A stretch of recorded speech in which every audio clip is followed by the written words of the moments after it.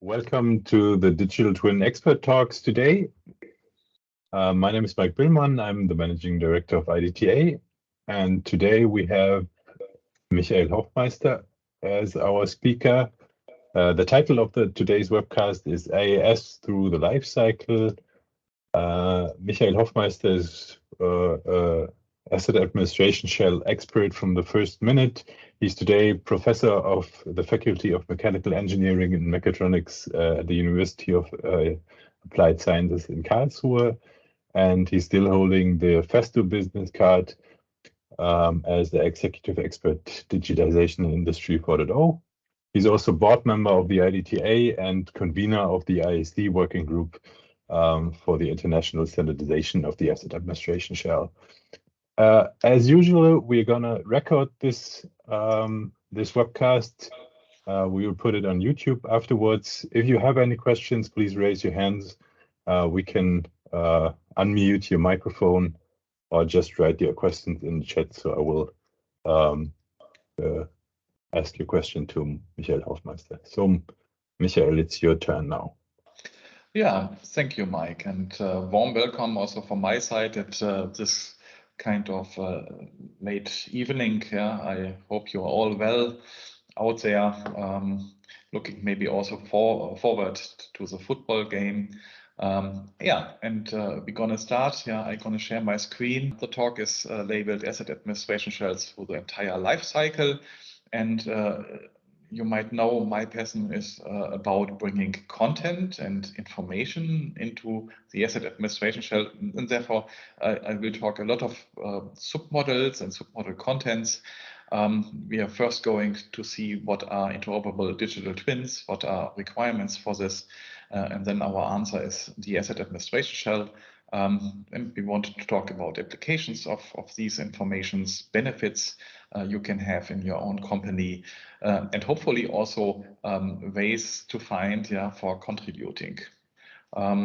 Therefore, first section is interoperable digital twins. You might have heard a lot about digital twins, different kind of expectations, and the expectations are quite high. If we look into the literature, we see that almost on every single place inside the life cycle, there are hopes and expectations for digital twins. It really starts with the product definitions. Think of, for instance, this kind of mobile phone you want to produce. Then you have to go through the life cycle phases of engineering the product, and here digital twins can help you because it's also the digital master.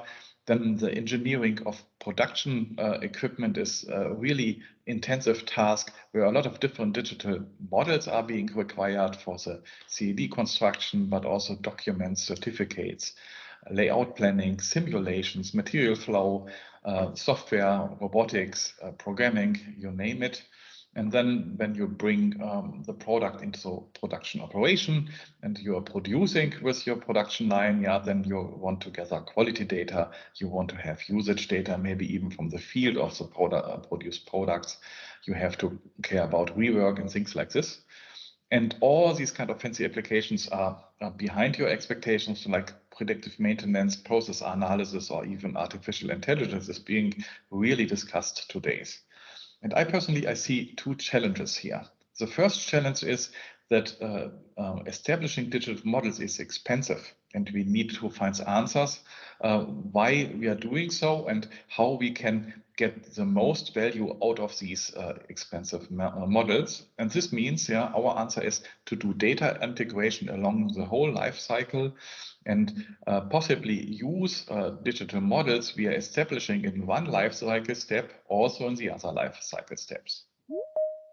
And the second challenge is that you might want to combine digital models from a lot of different sources, because establishing these digital models, again, is expensive and also tedious, and it would be really great if, for instance, your suppliers are able to provide you not only with physical components, but also with the digital models of them, and you will be able to bring them together. Yeah, and this is our kind of approach, and what we want to leverage also through standardization, that digital twins of the individual automation components fit together and help you a lot in combining digital models of production equipment and bringing this afterwards to life. And this is our architecture. We want to care about the different kind of assets. Might it be an electric drive? Might it be such small component like this, or might it be a full machine? And on each of these single assets, yeah, we are sending or establishing a asset administration shell on top, which is basically then a container for the content models. And this asset administration shell is then able to serve information to a lot of users, to factory systems, to data sources. This might even be the case if the asset is being passive.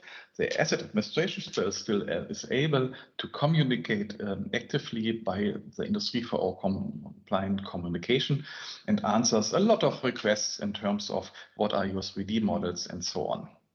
And these kind of information models we call submodels, submodels of the asset administration shell, and we treat them as rather independent from each other. So we have a submodel for the identification data, we have another submodel for technical data, maybe for dimensioning purposes, for documentation, for schematics, for the 3D models, and so on. And we might even have here a submodel for active drive commands or statistics from the electric drive, where you not only find static parameters like the endpoint dimensions, for instance, but also number of executions or the average lag error. And for the single information elements, we are really standing here on the shoulder of giants, because a lot of standardization organizations already have established many of these properties. The IEC did this. The ISO organization by ISO 8000 is doing this really a lot. And also the E-Class Association here in Germany is really contributing to the possibilities that we can really pick of a lot of different choices here in terms of which kind of properties we are bringing into the submodels. And the IDTA is aiming really to standardize such submodels here in the middle and to fit them to different kind of use cases and needs. If we now reflect the architecture a little bit to possible benefits, then we see that first of all, we get some business benefits. We get scale effects because we are really aiming at having this kind of architecture and infrastructure available to all different assets of the plant. We don't want to have individual solutions. We want to make this possible throughout the hierarchies and among a lot of different suppliers. And we want to practice the principle of division of labor. We want to have different departments providing this information. And we want also to have your suppliers to contribute to these digital models that you can fit them easily together. And at the end, we want also to facilitate new business models like, for instance, power by the hour or analysis services, fleet management, and more. And in order to bring this into life, we have to care for some technical infrastructure, for instance, for identity management, that you can really identify all the different information bits and pieces worldwide uniquely, because only then you are able to interconnect them also throughout a lot of different information systems. And we want to make this ready also to host knowledge models like coming from semantic technologies and ontologies, like artificial intelligence. And again, we want not to reinvent the wheel. If there are some kind of standards available, yeah, we want to be able to put them into the asset administration shell. We don't want to reinvent them all. And in order really to host this information, this wealth of information from different sites, we're really looking for flexible deployment, that you can save a asset administration shell as a passive file, yeah, but maybe even better, host them as an external service or on the edge on the cloud, or if you like, also in your embedded device, what you are selling to the customer. And in order to do so, it is really important that we care about security. And you might have heard about the security activities of the IDTA. We are really trying to build in security and security principles from the very, very beginning. and reflects this also with IP protection and encryption and things like this. Yeah. And lastly, industrial communication is important. And here we are in touch with all the different field bus and OPC/OA organizations, really to establish a bridge also from the asset data, which is, for instance, giving you the electrical current of a certain electrical drive up to the asset administration shell, that you can share this among a lot of different business applications. And this brings us now, after looking at the concept, to the implementation of the AAS and to the implementation of our information models. And we are not alone. In the meantime, since we founded IDTA as a user organization for the asset administration shell, we are about 80 companies joining here. And so we have really joined forces here. And I'm very, very pleased also to see that also operators are here, end users are here. A lot of software companies you will find here, which gives us also really the outlook that you will find a lot of different software applications which are already able to deal with the asset administration shell, because only if you have software available, you can speed up your life on a day-to-day business. One of the most prominent features of the asset administration shell is that we are putting a asset ID on the different products. Yeah. As providers, as suppliers and manufacturers, in the last years, we brought more and more these asset IDs to our products. And what is really important is they are not only coding the product type, but really the product instance. So we really have a very specific means to take these asset IDs, and you see they are also complying to a certain IEC standard, which is right now established, IEC 61406. And then using a certain kind of standardized infrastructure, which is also guided by our own IEC standards, IEC 63278, we are able then to link this asset ID to the values of different submodels. And these are the submodels we are trying to establish here in the IDTA. This is a kind of running scheme. So every week, more or less, we are getting one or two actions here in addition. And we have a lot of different expert groups working on these specifications for different submodels. And you see a lot of prominent names here in terms of digital nameplate, technical data, CAD data, but also product carbon footprint and so on. And from these kind of choices, I will take some examples now for the following minutes to make you acquainted a little bit more about what we want to see here. First of all, the digital nameplate. Again, this is also an IEC standard 61406. And the activity is about placing a product instance identification directly on the component that we can use, for instance, a barcode reader to read this and link directly to a digital representation of the type plate. And we are doing this not alone. We are partnering here also with a digital data chain consortium, which is quite active in the process industry. So we have a lot of different business partners which are relying that we are bringing the most prominent information from the nameplate also into the digital world. And you see on the version history that this is quite active. A lot of different people are asking for this digital nameplate, and so we extended this now also for ATEX properties, for explosion safety, and we are on to making this international via the IEC CDD. A second activity is to model bills of material to show that larger equipments, larger machines are consisting out of different stations, consisting out of different modules, and to model the relationships between them. And this makes you then able to discover also electronically a machine and prepare software for this, yeah, that a software can automatically identify, for instance, your machine and the different components inside your machine. And this is then also a precondition to the next activity, which is mainly driven by the ZVOE, the product carbon footprint activities.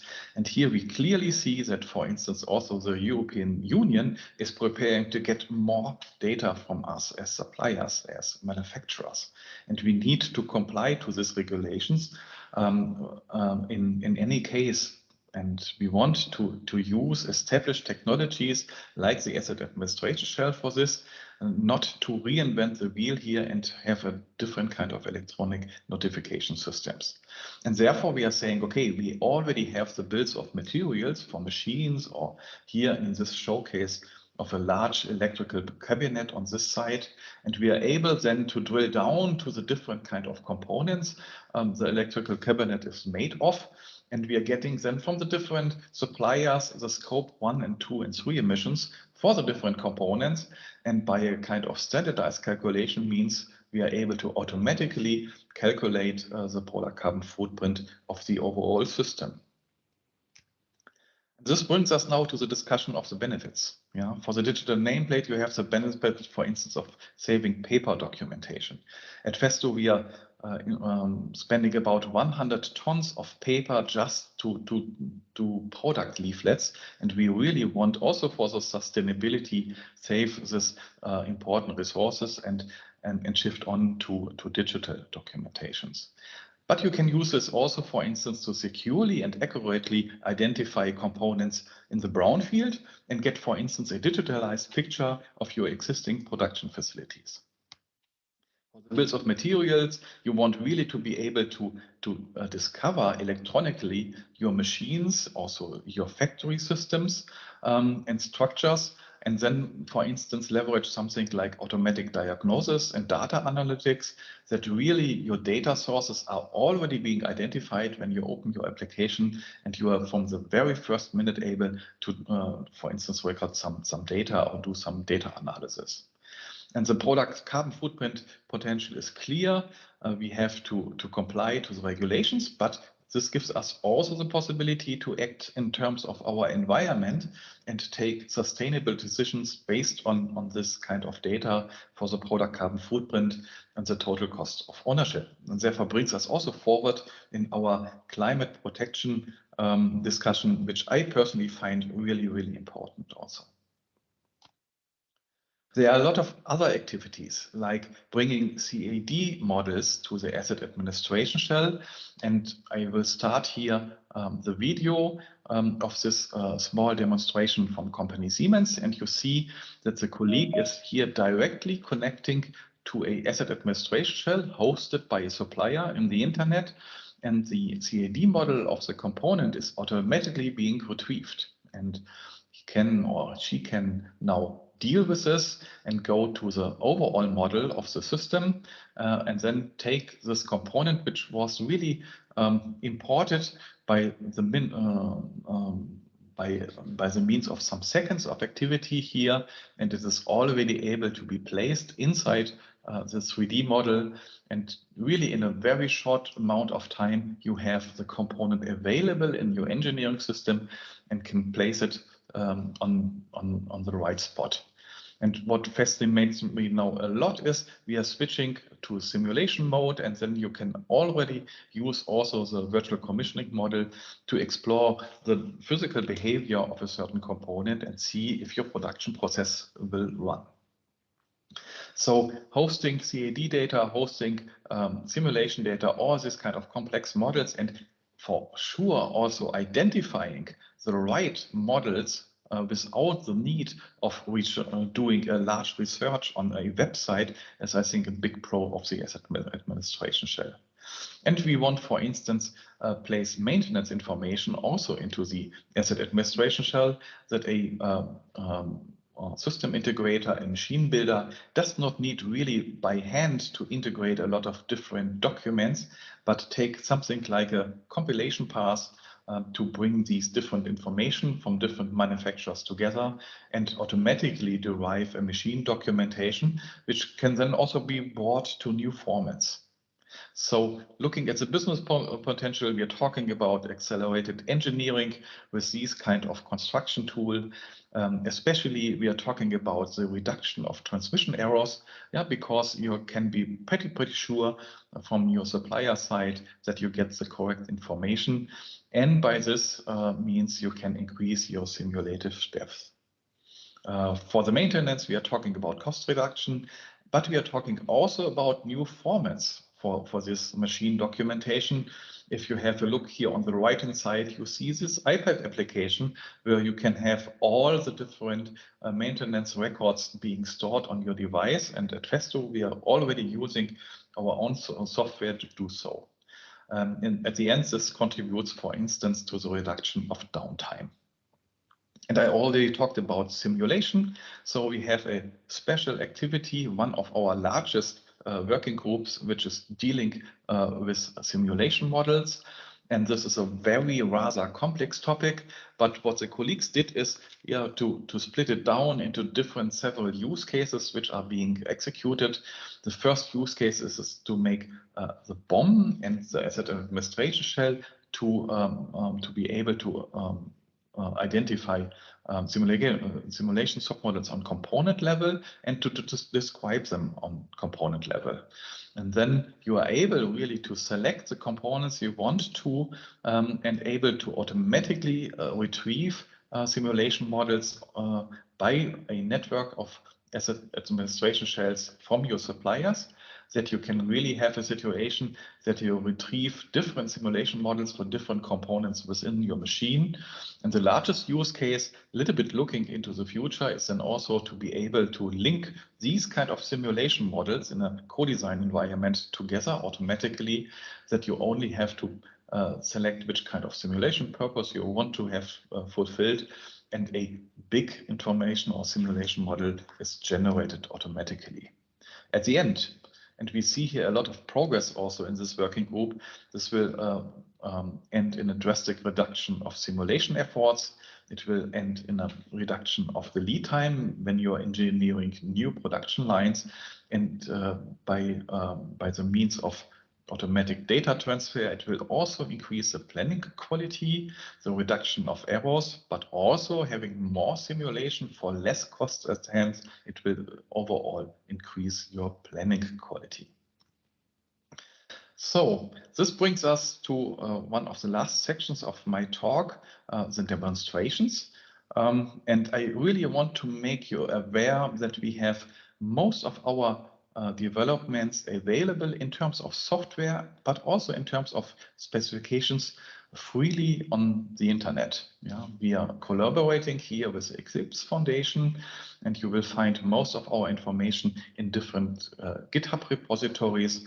Here you can download software, which is also able to deal with different kind of programming languages, C, C++, C#, Python, Java, JavaScript, you name it. And all these resources you can more or less divide, I think, into 4 kind of pillars, but also maybe 4 kind of phases of your kind of engagement. First of all, I think you will try to discover things. And here we have a lot of resources online, like reporting on industrial activities. We will have a short look to the Fluid Technique 4.0 demonstration, but also here demonstrators from different individual suppliers or use cases are available, and I can really recommend the demonstration by Erstahl. We have servers online, but you can also download our tools to your PC and play around a little bit. Yeah. And this toolchain here, the AAS Package Explorer, we are also using for developing our submodel specifications. So we have really here also a lot of help in writing these kind of specification documents that our working groups and the experts can really dedicate their energy into discussing and finding the best solutions. And we have a kind of tool chain for preparing these submodel specification afterwards. You will find most of these submodel specification and templates directly on GitHub. And this is also the place to have a look or to create also notifications and issues that we can really collaborate by the means of these open source development tools, not only for this for defining and developing software, but also in the future to develop our standards together by these kind of approaches. And the IDTA Content Hub is, for instance, then serving you with all necessary documents and descriptions, how, for instance, the process is looking like. Migrate and multiply. Afterwards, you raise your level of contribution, then you might bring in your products with asset administration shells, And here we see that we get a lot of different kind of support also by our members we already have. And these members help you not only with consulting, but also with kind of special converters and server infrastructure to bring your enterprise information, your product data you already have in your company in the form of asset administration shells to the public. And you can have here a look, for instance, Festo. If I click here, you see that you get to a product page. And when you then enter here your credentials, sorry about this. I tested this before, but now I have to renew this. Yeah. Then you get a download dialog, and here, for instance, you are able to directly download the asset administration shell of a certain product from your supplier. And last but not least, then you want to operate maybe also your asset administration shells, and as a research project, Eclipse was already providing here a infrastructure, and we see that some more commercial implementations are on their way that you in not a far future can choose from different kind of software packages which are fitting to your need. So I'm almost at the end, but I want to show you some things. First of all, this activity about Fluid Technik 4.0, and the VDMA was here very, very active, bringing together a lot of different partners from the fluid power systems. And these colleagues were really driving along the user journey and along the life cycle and trying to identify which kind of use cases could be leveraged by the means of digital models. And there was a kind of assessment here, different kind of use cases were discussed in depth. And some of these use cases, you see them with green hooks, were identified, were really submodels were being developed, yeah, and now brought to the IDTA for further standardization. These 6 submodels were already being developed and brought into life. And it's not only about doing development activities, it's also about talking this. And therefore, I really want to show you shortly this web page, which is reporting on this. Entlang des Produktlebenszyklus brauchen Fluidtechnikhersteller, Maschinenhersteller und Maschinennutzer, aber auch Steuerungssysteme und die Datenanalyse Informationen und Daten. Die Suche danach ist oft schwierig. Die Konsequenz? Unklare fehlende Informationen, hoher Zeitaufwand, falsche Daten oder Annahmen, Translation ML, OPC UA und Co. So ist der Erfolg aller Prozessbeteiligten sichergestellt und die Nutzer sind zufrieden. So you see that on this website we are really discussing also the challenges, opportunities and benefits of these use cases. And via the website, you can also discover your own use cases here. You get a description which kind of submodels have been developed, and can also try this online out by the means of different examples from the different suppliers. And I think this is maybe also a good opportunity to discuss with your colleagues inside your individual companies what kind of benefits you might find in your own applications. And the last thing I want to show you is the AAS Package Explorer. This is our development tools for specifications, but it serves also for demonstration activities. And it is, for instance, able to host not only one asset administration shell, but a number of different, which you might find in such a AAS repository. And for each AAS, you see in the middle section the different submodels which are available to your needs. And each submodel is then rendered in a kind of special, attractive, and user-oriented way that you can find the different kind of information, like documentation, for instance, which is part of the asset administration shell, or the technical data, and so on.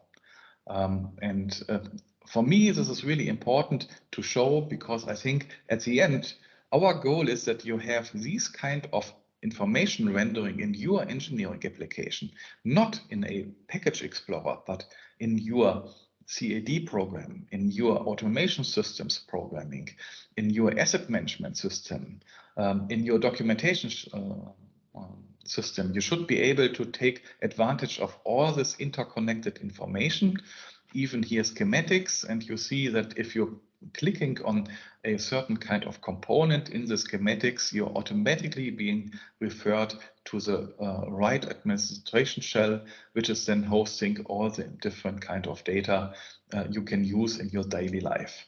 So please take this not only as an expert tool, but take this as a kind of opportunity to embed much more information services also in your kind of workflow and in your application you are dealing with on a day-to-day business. So the AAS comes to stay. What is possible with our today's submodels, if we look along this kind of value chain between supplier, between machine builder and operator, we are already able to provide you with a lot of different interesting submodels talking about product change notification, simulation, product carbon footprint, and you are able to provide these digital information along with your component, for instance, to the machine builder. And the machine builder can now digest this information, aggregate this information, and put it then further as part of the machine with the digital twins to the operator who's operating a machine, using then, for instance, the asset interface to directly speak to the already running applications and components, and then, for instance, get some data back.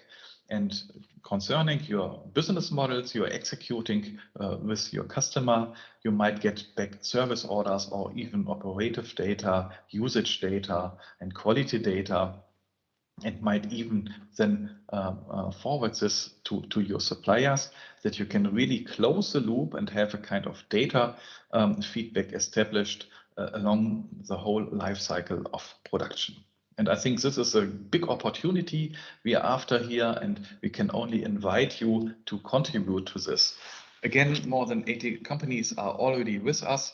From my point of view, the technologies and the software tools are available in a sense that you can really try now to leverage them and connect them to your internal data sources you have in your companies and explore which kind of benefits and use cases you can realize with this. We want to cover more or less all assets, entire life cycle of production, and we really want also to do this by modern internet technologies that we are able to link all different value chain partners. So please join us. If you have further questions, please feel free to contact me. If you have special kind of use cases ideas, then I can refer you also to this interesting founding project where you can bring in your own use case and get a kind of founding for this, that a submodel activity is being created for you and automatically executed, that you get the digital models you need in the asset administration shell for your use cases.